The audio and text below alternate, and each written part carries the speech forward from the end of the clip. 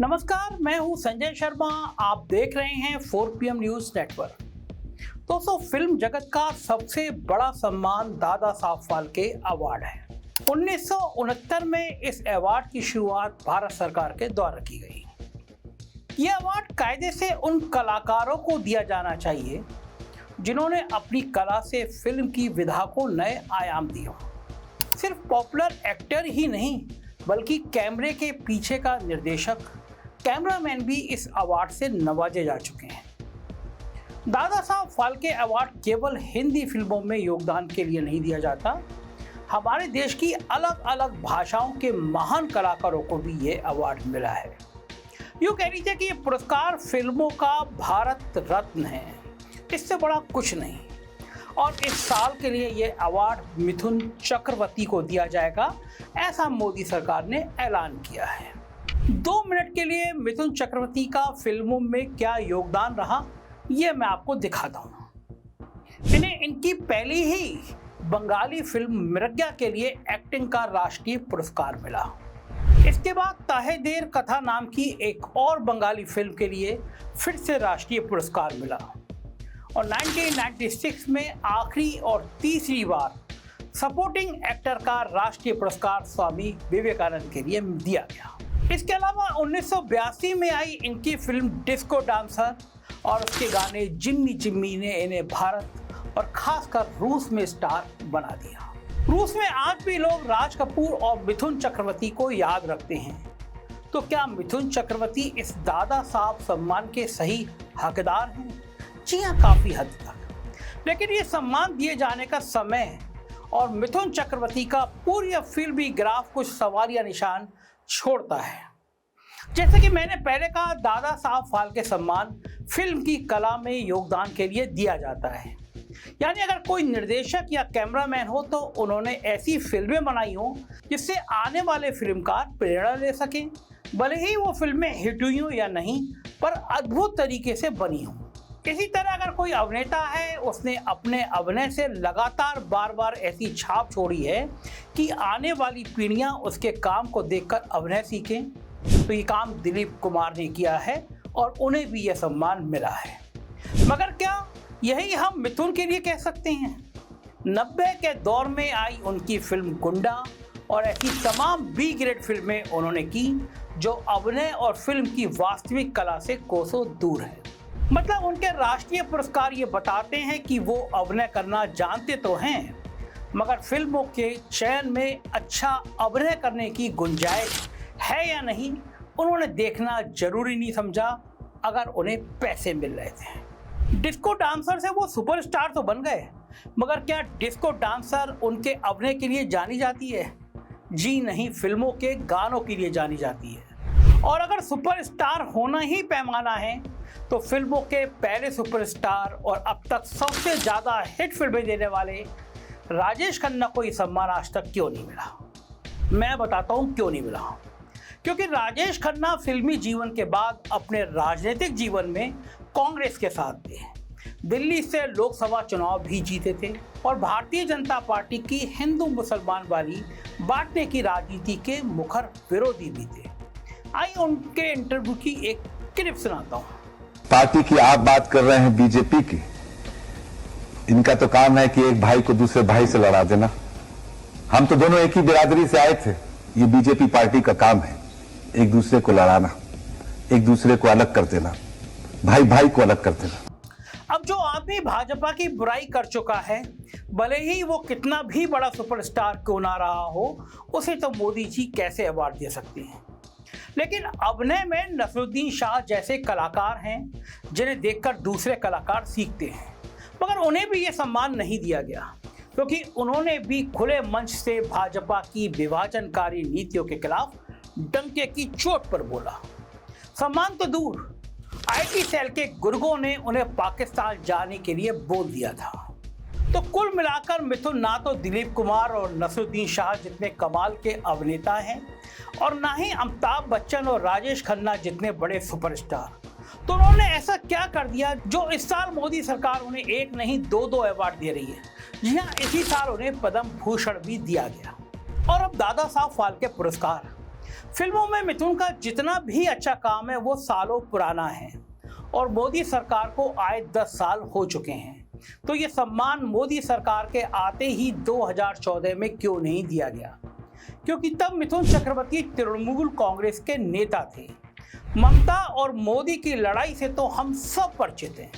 मिथुन को तृणमूल कांग्रेस ने राज्यसभा भी भेजा। 2 साल में मिथुन चक्रवर्ती केवल 3 बार राज्यसभा गए और फिर हेल्थ के इशू बनाकर उन्होंने इस्तीफा दे दिया। हालांकि असलियत ये थी कि शारदा चिट फंड स्कैम में इनका भी नाम उछला, क्योंकि ये शारदा चिट फंड स्कीम के ब्रांड एम्बेसडर थे। इनको 1 करोड़ 19 लाख रुपए ने देने पड़े थे, क्योंकि इन्होंने 2 करोड़ रुपए की फीस ब्रांड एम्बेसडर के तौर पर ली थी। ममता बनर्जी ने आरोप लगाया कि मिथुन गद्दार हैं, अपने बेटे को बचाने के लिए बीजेपी ज्वाइन कर चुके हैं।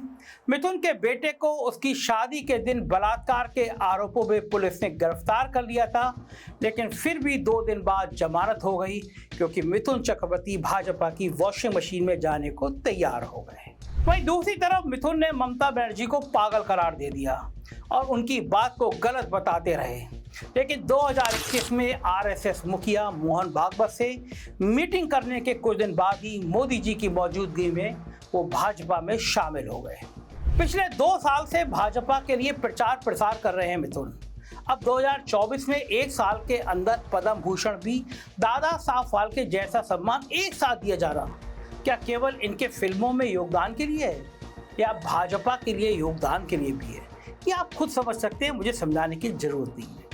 बात सिर्फ मिथुन चक्रवर्ती पर आकर रुक नहीं जाती। महाराज नरेंद्र मोदी की जिस पर कृपा हो जाती है उसको अवार्ड इस तरह दे देते हैं जैसे पुराने जमाने में राजा गले से मोतियों का हार निकालकर दे दिया करते थे। उदाहरण से समझाता हूँ। 2014 और 15 में लगातार 2 साल कंगना रनौत को नेशनल अवार्ड मिला। फिल्में थी क्वीन और तनु वेट्स मनु रिटर्न्स। इसमें कोई शक नहीं है कि दोनों ही फिल्मों में इनकी एक्टिंग कमाल की थी और इन फिल्मों के लिए ये नेशनल अवार्ड की हकदार भी थी। लेकिन फिर इसके बाद इनकी बीजेपी से नज़दीकियां बढ़ी, तो 2019 के एक ही साल में एक नहीं बल्कि 2 फिल्मों के लिए इनको नेशनल अवार्ड दिया गया। फिल्में थी मणिकर्णिका और पंगा। कोई भी सच्चा फिल्म प्रेमी बता सकता है कि इन फिल्मों में कंगना के अभिनय में कुछ भी कमाल नहीं था, मगर फिर भी नेशनल अवार्ड मिल गया। थोड़ी बहुत आलोचना हुई, मगर किसी को क्या फर्क पड़ता है। विनोद खन्ना हिंदी फिल्मों का जाना माना नाम रहे हैं। 2017 में उनकी मृत्यु हो गई। उसी साल उनको मरणोपरांत दादा साहब फाल्के अवार्ड दे दिया गया। क्या वो अच्छे कलाकार थे?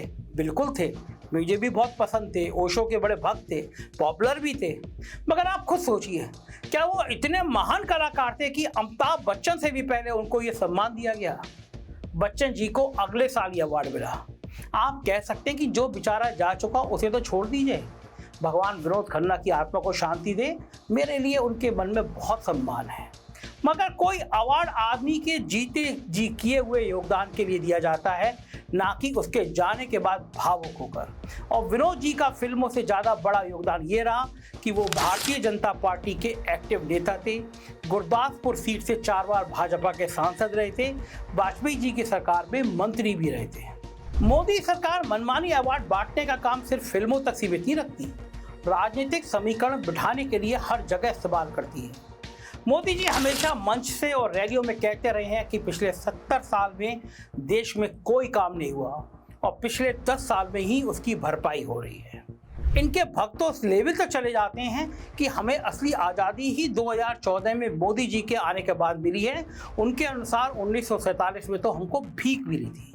तो अगर 70 साल में कुछ नहीं हुआ था और अगर मोदी जी से पहले के सब प्रधानमंत्री नाकारा थे, उन्होंने कोई काम नहीं किया था, तो फिर इस साल भाजपा सरकार ने भूतपूर्व प्रधानमंत्री चरण सिंह और नरसिंहा राव को भारत रत्न क्यों दिया?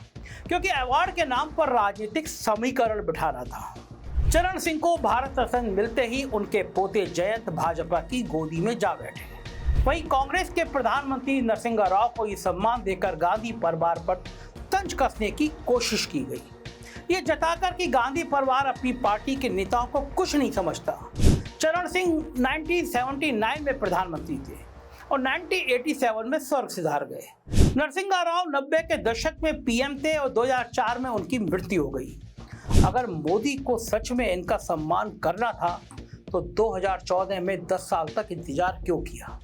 असल में ना विचार था ना इंतजार था, बस 2024 के चुनाव में राजनीतिक समीकरण बिठा रहा था। 2019 के बाद से भारत रत्न सम्मान किसी को नहीं दिया गया।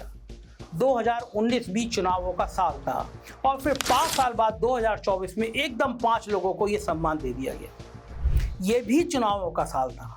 अगर मंशा सच में किसी व्यक्ति के देश के प्रति योगदान को सराहने की होती तो इस तरह भारत रत्न का इस्तेमाल सिर्फ चुनावी साल में नहीं होता, बल्कि हर साल ये सम्मान किसी को दिया जाता। और जब राजनीति साधने के लिए विपक्ष के नेताओं को भारत रत्न दे सकते हैं तो फिर भला अपने नेताओं को देने में मोदी जी क्यों पीछे रहेंगे? अटल बिहारी वाजपेयी, आडवाणी, नानाजी देशमुख को भारत रत्न दिया जा चुका है। यहाँ कुछ भाजपा समर्थक सवाल उठा सकते हैं कि कांग्रेस ने भी अपने राज में ऐसा किया है, अपने चहेतों को पुरस्कार बांटे हैं। इस तरह का कुतर्क भाजपा और उसके नेता कई बार देते हैं। इनसे कोई भी सवाल किया जाए तो कह देते हैं कांग्रेस ने भी तो ये किया था। अरे भाई, कांग्रेस से लोग नाराज हुए तभी तो आपको सत्ता में बिठाया, क्योंकि आपने वादा किया था कि हम कुछ अलग करके दिखाएंगे। इसलिए अपनी खामियों को छुपाने के लिए पुरानी सरकारों की खामियां गिनवाना कब खत्म होगा? अब तो 11वां साल शुरू हो चुका है महाराज, 3री बार सरकार बन चुकी है। अब तो अपने कामों की जिम्मेदारी लेना शुरू करिए। मगर मोदी जी सिर्फ अवार्ड देने में नहीं, नए नए अवार्ड बनाने में व्यस्त हैं। इस साल 23 यूट्यूबर्स को नेशनल क्रिएटर अवार्ड खुद मोदी जी के हाथों से दिया गया। ये सब लोग या तो राजनीतिक मुद्दों से अलग काम करते हैं, जैसे फिटनेस, खाना बनाना, या इनमें से कई लोग राजनीतिक मुद्दों पर सीधे या परोक्ष रूप से मोदी सरकार के समर्थन में बात करते हैं। एक अवार्ड भी ऐसे किसी क्रिएटर या यूट्यूबर को नहीं दिया गया जिसने मोदी सरकार से ज्वलंत मुद्दों पर सटीक और जरूरी सवाल पूछे हों। उनके घर तो अवार्ड के रूप में EOW, ED इनकी रेड हो जाती है, FIR की धमकी दी जाती है। मेरे साथ भी हुआ है, कई बार हुआ है, मगर कोई बात नहीं। जर्नलिज्म का धर्म है सरकार से सवाल पूछना। हम आज भाजपा से सवाल पूछते हैं, कल मान लीजिए कांग्रेस की सरकार होगी तो उससे भी सवाल पूछेंगे। सिर्फ अवार्ड के मोह में पत्रकारिता का धर्म तो नहीं छोड़ सकते। मेरा मानना है कि कला और सामाजिक जीवन से जुड़ा कोई भी सम्मान किसी भी सरकार द्वारा बिना किसी पक्षपात के दिया जाना चाहिए, चाहे वो भारत रत्न हो या फिर दादा साहब फाल्के सम्मान या फिर कोई भी राष्ट्रीय पुरस्कार। पद्मश्री सम्मान पिछले कुछ सालों में जमीनी स्तर पर अच्छा काम करने वाले लोगों को दिया जा रहा है जो फेमस नहीं है लेकिन अपने कार्य क्षेत्र में अच्छा काम कर रहे हैं। ऐसे आम आदमी जो अपने काम में खास हैं उनको पद्मश्री देने का काम भी सराहनीय देना चाहिए कि गरीब लोग हैं, अच्छा काम कर रहे हैं, देना चाहिए। लेकिन यही निष्पक्ष तरीका बड़े लोगों पर भी होना चाहिए, बड़े स्तर पर भी होना चाहिए, जैसे पद्म विभूषण, पद्म भूषण और भारत रत्न सम्मान। किसी भी स्तर पर किसी भी अवार्ड का राजनीतिकरण नहीं होना चाहिए। आज भी हमारे जीवन में दोस्त की तरह साथ हंसने, रोने, गाने वाले मोहम्मद रफ़ी और किशोर कुमार भारत के सच्चे रत्न हैं, मगर वो अभी भी दादा साहब फाल्के अवार्ड से दूर हैं। 70 के दशक में आइकॉनिक फिल्में लिखने वाले जावेद अख्तर, जिन्होंने उसके बाद सैकड़ों गाने लिखे हैं जो हमारे घर में नाचने गाने से लेकर पूजा पाठ में गाए जाते हैं, क्या वो दादा साहब फाल्के सम्मान के हकदार नहीं हैं? या फिर ऐसा समझे कि देश और समाज में लगातार भाईचारा फैलाने के लिए, हिंदू मुसलमान राजनीति पर सवाल उठाने के लिए और मोदी सरकार से सवाल पूछने के जुर्म में वो हमेशा किसी भी बड़े अवार्ड से दूर रहेंगे? चलिए, चाहे रफ़ी हों, किशोर कुमार हों या फिर जावेद अख्तर हों, इनका किया हुआ काम किसी भी सम्मान के मिलने या ना मिलने का मोहताज नहीं है। बल्कि आज की मौजूदा सरकार में अवार्ड मिलने को देखकर एक बात तो कही जा सकती है, अगर आपको अवार्ड मिला है तो हो सकता है आपने अच्छा काम किया हो, लेकिन अगर आपको अवार्ड नहीं मिला है तो आप जरूर अच्छा काम कर रहे हैं।